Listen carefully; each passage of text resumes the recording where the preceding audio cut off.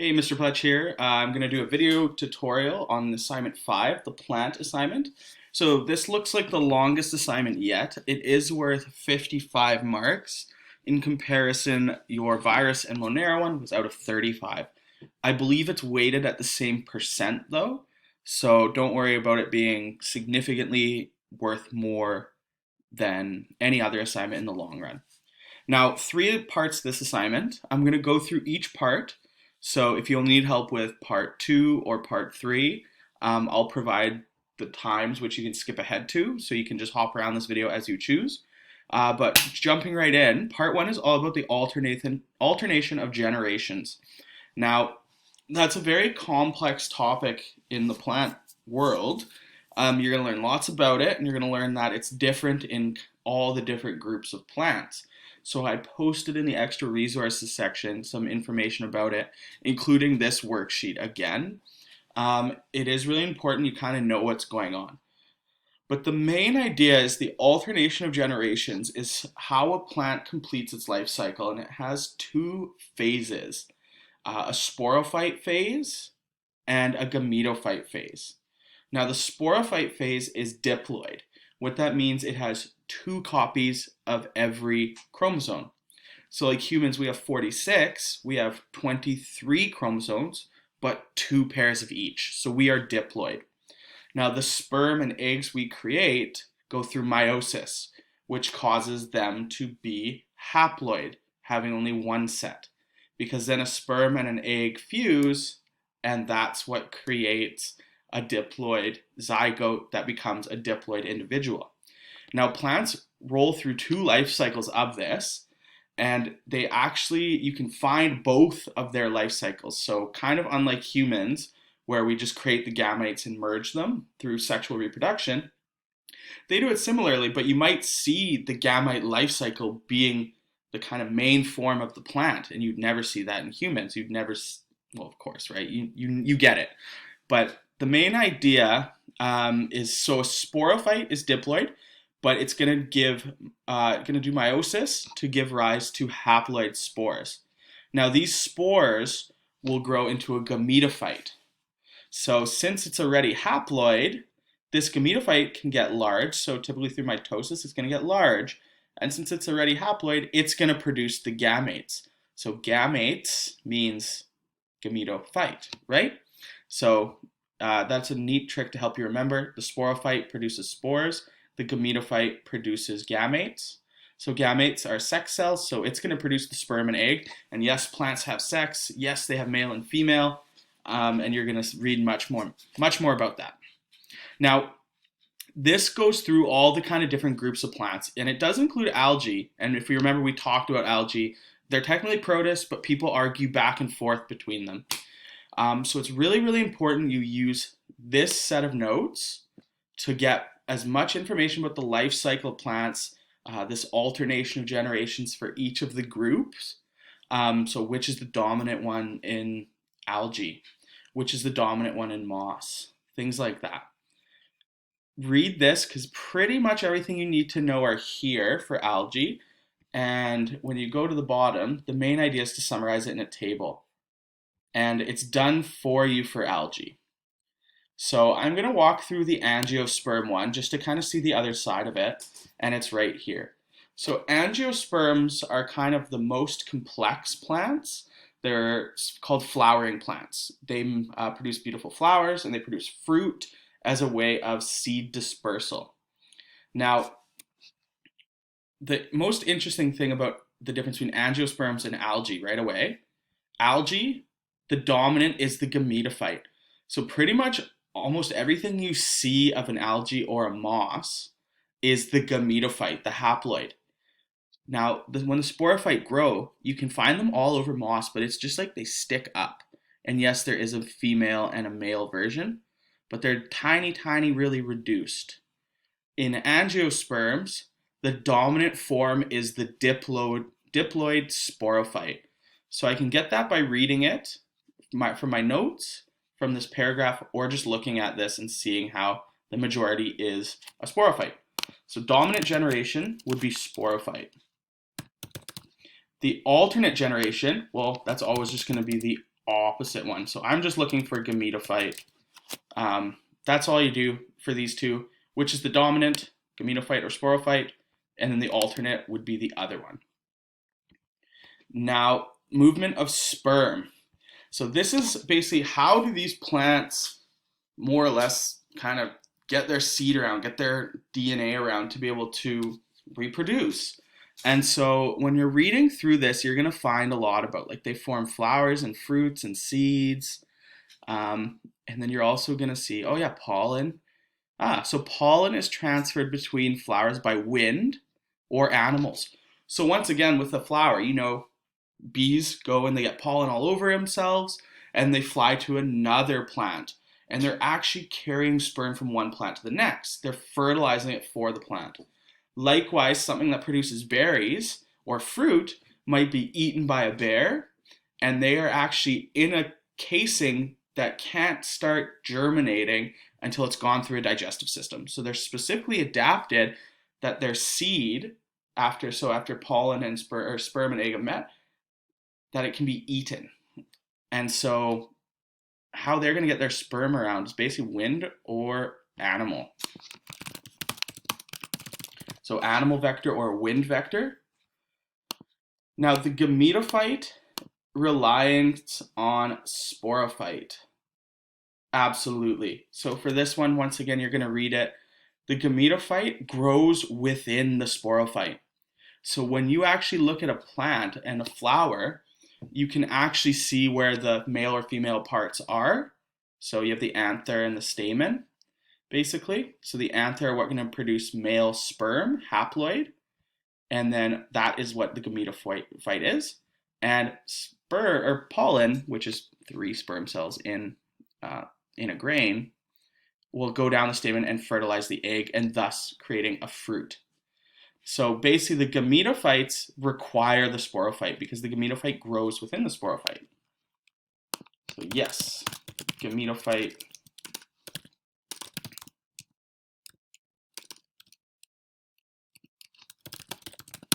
within the sporophyte. Now, the opposite. Now, is the sporophyte reliant on the gametophyte? No. The sporophyte is the main plant. It's pretty much what you're going to see. It's not reliant on it. We're going to say none here. And then the ecological niche with respect to reproduction. Now, this is going to be very similar to movement of sperm. It's basically how are they using animals or wind or water to be able to fertilize? Because plants can't just walk to each other and have sex. So they need to basically get something else to do it for them. That's what pollen is, you know, blowing all around. That's all plant sperm, basically. So they require something to be able to fertilize away from themselves so they don't compete with themselves. So once again, I'm going to say they're reliant on the wind or animals. So remember, these are for angiosperms, to be able to reproduce, and that's kind of what it means, their reproductive niche. Now, you have 3 more to do. You can copy my answers here. If you watch the video, you get some free marks. It's totally fine with me. You have gymnosperm, so think of conifers. So think of anything that's going to be cone bearing. Ferns, so vascular seedless plant, and then your moss. So it should be pretty okay. Now you have 2 examples. I changed question 2, so you should be able to see that it's a little different. It's basically, the main thing you're going to notice is land plants evolve, and this is kind of the pattern that they've evolved in, from algae to moss to ferns to gymnosperms to angiosperms. And as they kind of evolved and got better, more complex, they also are less reliant on water. So algae has to live in the water. It has no vascular tissue. Now mosses start becoming more organized and can live on land, but it has to be a very wet environment. And then as you go to angiosperms, we know that they no longer need water for reproduction. They have roots that can run deep and vascular tissues that can pull water all over the plant. So being less reliant on water is a trend we see. I just want you to give me one characteristic of, say, an angiosperm that shows this trend that they do not need water.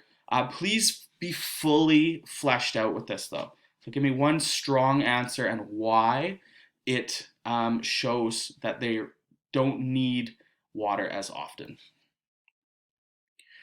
Which generation increases with dominance? Well, once again, once the table is complete, you'll notice a shift from one generation being the dominant one. All of a sudden, somewhere there's a shift to the other one being. So which one is becoming more dominant and more prevalent over time? And this last one, I made it a little bit simpler. So these are the blanks you're basically trying to fill out. So I put numbers, and you can just write the numbers here instead of writing on the diagram. So if you have an old copy of this, definitely reload the new copy. But basically you have to reload spores, or label spores, gametes, zygote, and also say which side is haploid or diploid in this simple diagram of alternation of generations. I gave you a word bank here. You only need 5 of them. The words are right here. So just write them down. Boom, straightforward. That's part 1. Part 2, you have another virtual lab. So I'm going to click the link, and it's plant transpiration. You moved your favorite. Explore the lab. Oh yeah. Oh yeah. We have her telling us through a lab again. So I'm just going to kind of walk through the first bit. I'm going to do the first test with you, and then I'm going to pause it, and I'm going to come back to the end. But I think it is important that we do walk through it a bit. So the main idea is transpiration is how plants lose water throughout the day. So please read about it. And we're looking at which condition that plants transpire the most. So in a dry condition, in a normal condition, a humid condition, a windy condition, and a warm condition. So which one are they going to lose the most water? So we have all these checklists, and if you remember from the last lab we did, you have to check them all. Potometer. So use the potometer to measure the amount of water lost by transpiration. So basically, if you click on everything. Pipette. Airtight seal. Airtight seal, very important. The geranium seedlings. These are what we're going to be using. Geranium seedlings are ideal. You have a fan for windy conditions. You have a light for hot, making the conditions Use the hot. light to spray bottle and plastic bag. You can use those to simulate humid conditions. And then, of course, we have our graph paper as well. Use the graph paper to measure. So once I've clicked this all, we can finally begin. In this lab, you will calculate the rate of transpiration under 4 conditions: normal, windy, warm, and humid.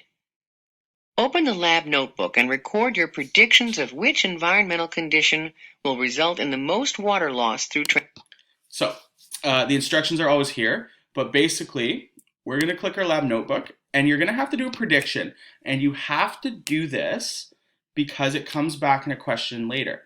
So I might rank them, what are my, warm. I think warm is going to have the least amount of, or the most water loss. Then I'm going to say actually normal. I'm going to say windy, and then I'm going to say humid. That's my prediction. I think in a humid environment, we're going to lose the least water through transpiration. And so these are my predictions. Now, if I pull up the assignment, your first question makes you write a hypothesis. And it's really, really important to me that it's an if-then statement. So you could say if, and if remember, if independent variable, then dependent variable. So if my independent variable, what I'm changing is the conditions of the plant: windy, warm, humid, normal. So I'm going to say if warm, because that was my prediction, leads to the most transpiration, then my potometer will show me losing more water per 30 minutes than any other condition. That's an example. Please, if it's not if then, it's a 0 right away. Now, you're going to walk through it and see at the end it's going to come back to this. But let's take a look at how this whole thing works first before I get to that. Insert a seedling into the tubing of the potometer. So it's going to walk you through everything on your own, but basically I'm going to take a seedling and put it in my airtight seal potometer. Now I have a pipette on the other side, and now what's going to happen is the theory is as the leaves transpire, it's going to take up more water. So the more it transpires, the more water it's going to take up. So I'm going to first do it for 10 minutes. So if I hit start on the clock, once it's all set up, we see my time runs and I drained. Okay, so I'm going to need to record that in my lab notebook. And so my first table, we all started with 0. And after 10 minutes, I'm looking like I have about 0.90. So please use to the hundredths, so 2 decimal places. That looks about right. I can be definitely a little bit flexible. I'm not going to be super like, oh, it was 0.56 like the answer key says for some of them. It should be fairly close though. Now, that's the end of that part. Take readings at 20 minutes and 30 minutes. For each of them, you're basically going to do it for a 10-minute, 20-minute, 30-minute interval. So let's do another 10 minutes. Pull up my lab notebook. Okay, 7.6 I'll say. So I'm at 0.76 now. And then I'm going to do my last 10 minutes. And it looks like I'm at about 0.56 of water left.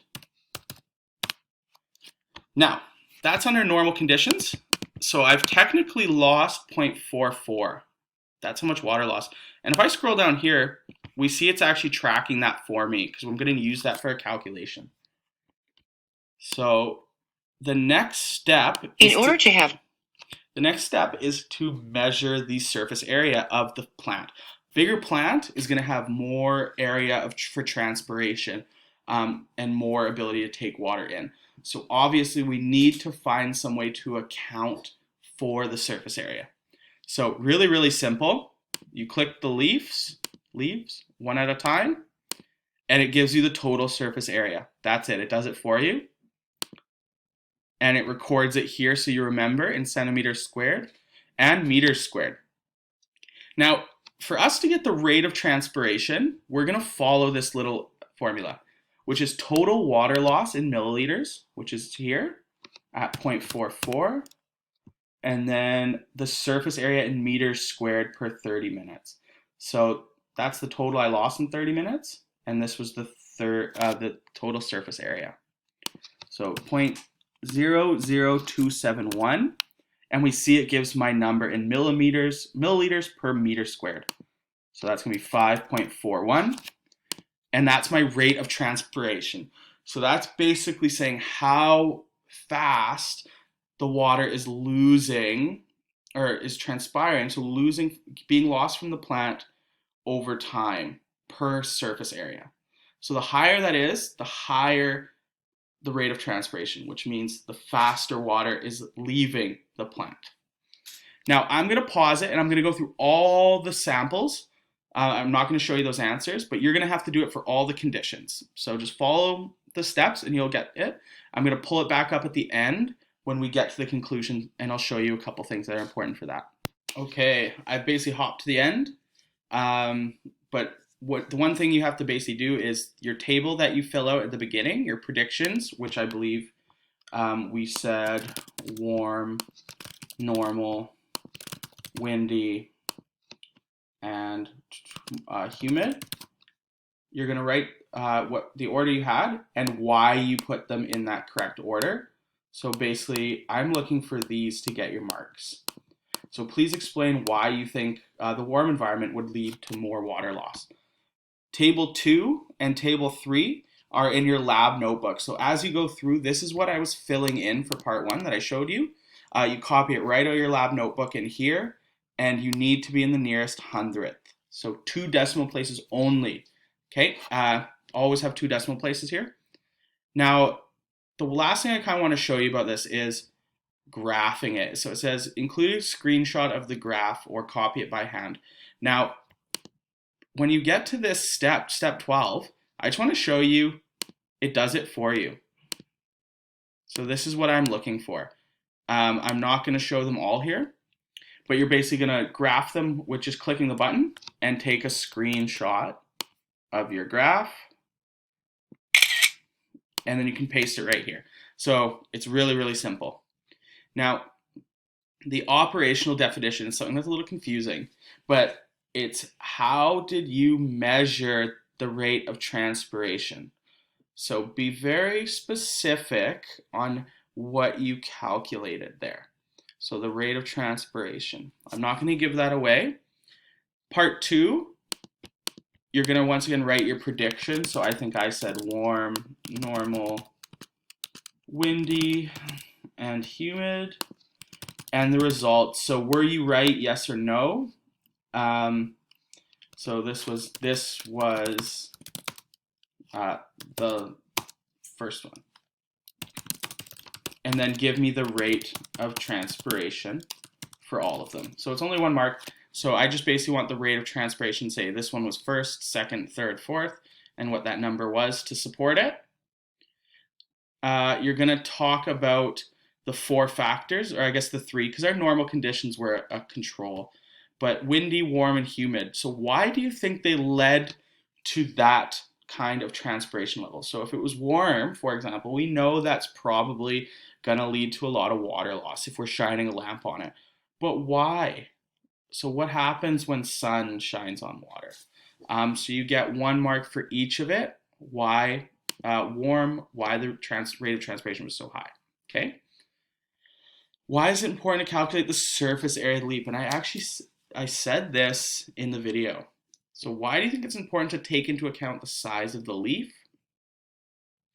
The rest are pretty straightforward. Airtight seal on the pedometer. So that's not even a photometer, it's a pedometer. It's worth 3 marks. So find 3 things. Why would it be important to have an airtight seal? Why is it important? What would happen without the seal? You definitely need to kind of expand here. So why is it important? What would happen without the seal? So 3 points across both of those questions. And then you can answer that. But that's it for part 2. The most boring part, most straightforward though. Part 3. Now this is where you have a chance to do bonus marks. But the basic idea is you are going to go and take photos of 6 different plants, ideally from 6 kind of different areas of plant identification, and you should be in them, and they should be local species. Now, as I said, if you do the selfie photograph, so if you go out and take the photos yourself, you're going to get 3 bonus marks, but you have to be in them. If that's too much work, I do know that that is quite a bit, and we're on such a tight schedule. You can use Google, but you have to Google local species. If you're doing a selfie, I won't be super picky if not all of them are local. You should try your best to keep them local though. Google, I'm not going to give you any marks if you choose a species that's not from Vancouver or the Lower Mainland. Now, the groups are algae, non-vascular plant / protist, mosses, lots of moss around, vascular seedless plants, so ferns are the easy one, we have lots of great ferns, gymnosperms, so I think conifers are the easiest, so like a western red cedar, a western hemlock, those are simple ones. Now, these 2, I know it says corn, lilies, grass. I've kind of made it so that you can just choose 2 angiosperms. So remember, flowering plants. And if you're getting photos yourself, I don't care which 2 angiosperms you get. If you're Googling, you must get a monocot and a dicot. So if you take your own photos, it's any 2 angiosperms. If you're Googling, you need a monocot angiosperm and a dicot angiosperm, and you're going to read all about those in the notes. So lots of information here, but basically the idea is they want you to create a flow chart, and this flow chart has, as you go through the plant classification, so you're going to have plants, and then that's going to be split into non-vascular plants with algae and mosses, and then vascular plants. Now, vascular plants are going to be things with xylem and phloem. And so we have either seeded vascular plants or seedless. Now, seedless was our fern. So here's where you could have a fern. In the seeded, we split into angiosperms, so flowering fruit-bearing plants, and gymnosperms, so woody cones. So think of like pine trees, hemlock, cedars. They're going to be your gymnosperm.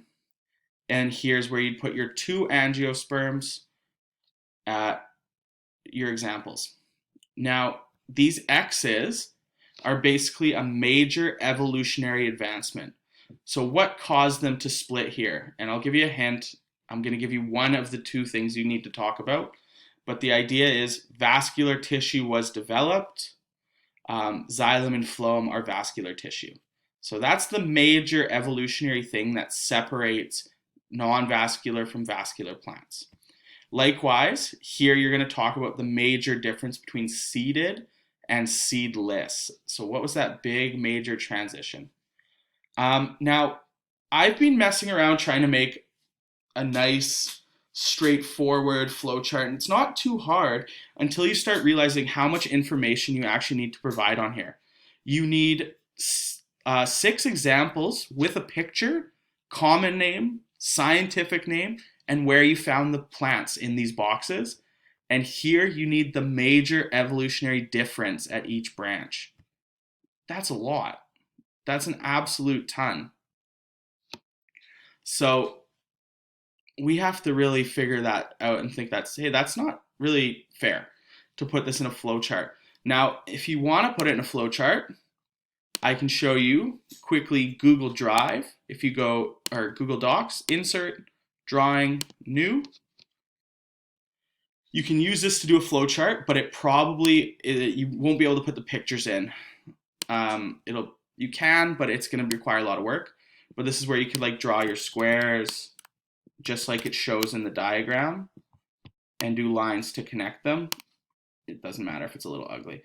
So you can absolutely do this. I just found it was quite hard to type all the information into the boxes, but it's manageable. So Google Drive or Google Docs, you can draw these flowcharts and put it in. Likewise in PowerPoint, if you use, where is it? Smart Art. This one looks a bit cleaner, but if you go to the hierarchy one, you can create like an example flowchart. And you can kind of mess with it like, hey, I don't need 3 boxes there, I just need the 2. I'm going to put enter, and I know this is going to be an algae, and this is a moss. And this was plants.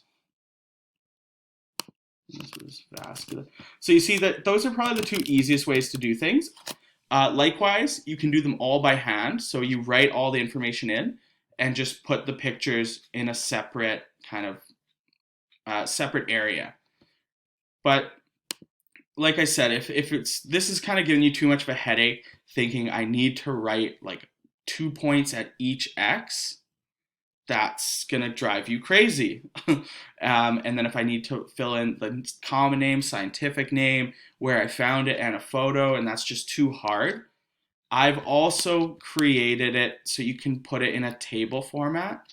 Now, I say that it's definitely not as helpful or organized as a flowchart, but due to the nature you have to import your own photos into it, I just want you to have a secondary option that's really easy, much easier.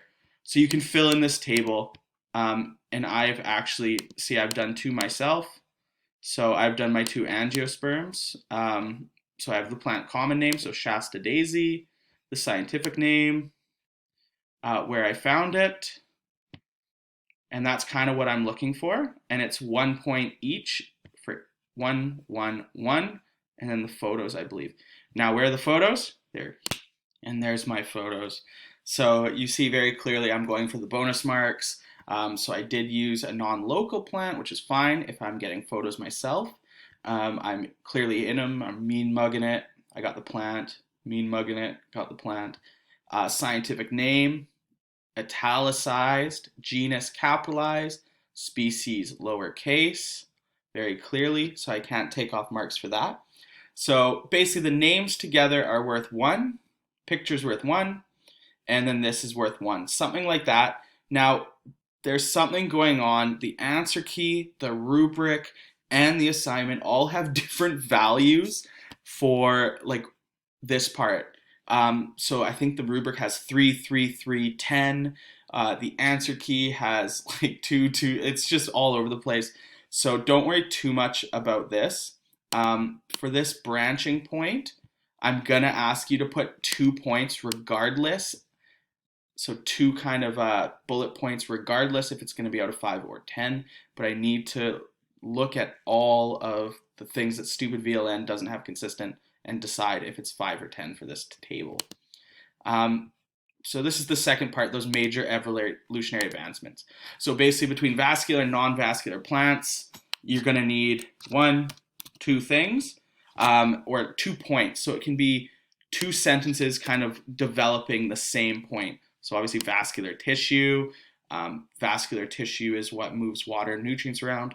These are xylem and phloem. The differences between algae and moss, not moss. 1 and 2, seeded and seedless, angiosperms, gymnosperms, and monocot and dicot. So what has changed between them? So this table makes it totally more manageable. I think it's less useful. It doesn't look as good as a flowchart, but man, is it going to save you a ton of time. And realistically, we have a lot to do. So take it. You're not going to lose marks if you use these tables. If you make the flowchart, good on you. But that's it. Good luck. It was a long video. Lots to talk about. But I will see you guys in the meetings.